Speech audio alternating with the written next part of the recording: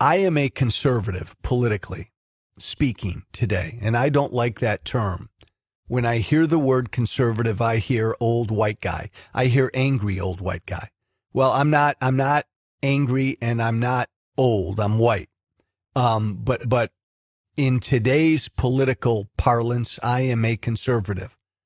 I'm a conservative primarily because I believe in what our founding fathers gave us.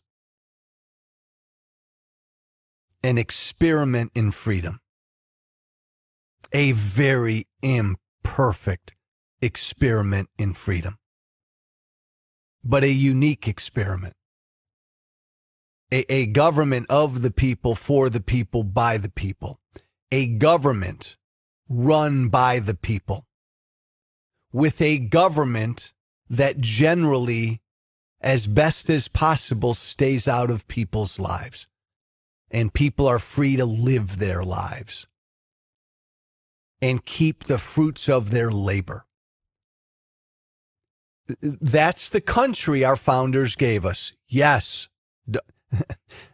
Slavery and equal rights for women and all of that, man, that all had to come later because, again, they were not perfect and they did not give us something perfect. They had to compromise to even put this thing together. To get everybody on board, they had to compromise. They had to compromise on slavery. They had to compromise on states' rights, the Electoral College. All of these things were compromises to get everybody on board on the independence, let's fight for independence page. But still,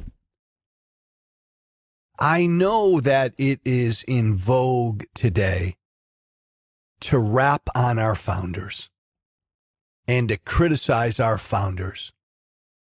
And I know they're a minority, but we got primarily a bunch of young, stupid people out there who are tearing down, a George Washington or a Thomas Jefferson statue and throwing red paint all over another George Washington statue. And I know, it's in vogue again, right, to kind of hit our founding fathers over the head because they're not as smart and as enlightened as we are here in 2020. George Washington, man, he doesn't have it over us. Look at me with my smartphone. Look at me with my videos, man. Poor George Washington, he just wasn't as enlightened as us, so let's get him out of the town square. I'm not one of those people. I love and adore what our founding fathers gave us, as imperfect as it is. I will never, ever apologize for what our founding fathers gave us, as imperfect as it is. And I know we go through phases like this, and now we're in a phase where, because generally too many of the American people don't think, so if statues and monuments of Confederate soldiers need to come down, well then statues and monuments of any dead white guy has to come down. So let's get rid of Ulysses S. Grant. Let's get rid of George Washington. Let's get rid of Thomas Jefferson.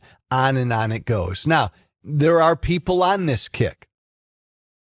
And to Joe Biden's credit, Joe Biden addressed it this week and he said, no, there's a difference, man. Yeah, take down these Confederate statues, put them in a museum somewhere, but leave George Washington alone. Leave Thomas Jefferson alone. Yeah, they were imperfect, but leave them alone. They're our founders. Those were Joe Biden's words this week. Good for you, Joe Biden. Good for you. Biden's done a good job, guys, of not letting his crazy left flank imprison him.